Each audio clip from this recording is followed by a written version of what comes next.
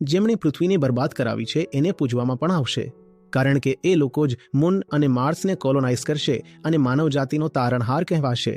આ પૃથ્વી તો બરબાદ થઈ જ ગઈ હતી. ક્લાઇમેટ ચેન્જથી બધું જ ખતમ જ થઈ ગયું હતું. પછી આ લોકોએ જુઓ વિશાળ રોકેટ દ્વારા લગભગ 10,000 લોકોને બીજા ગ્રહ પર પહોંચાડ્યા, એમની સીડિંગ કરાવી અને પછી ત્યાં માનવજાતિ ફરીથી આગળ પહોંચી. પૂરા 10,000 કરોડમાંથી 10,000. તે 10,000 કોણ હશે એ સમજો છો ને, જે સૌથી મોટા શોષણકર્તા છે. એ કોઈ યાદ નથી રાખવાનું કે આ જ લોકોએ સૌથી પહેલા પૃથ્વી બરબાદ કરી હતી, અને કોઈ એ યાદ નથી રાખવાનું કે પૃથ્વીની કરોડો પ્રજાતિઓમાંથી બસ એકને બચાવવામાં આવી અને બાકી બધી મારી નાખવામાં આવી.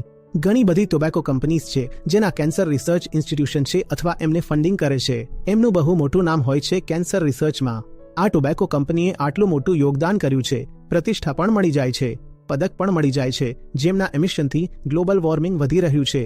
જ્યારે ક્યાંક પૂર આવે છે તો ત્યાં જઈને પૂર રાહત કાર્યમાં થોડું યોગદાન કરી દે છે અને એટલી તાળીઓ મળે છે એમને કે પૂછો નહીં.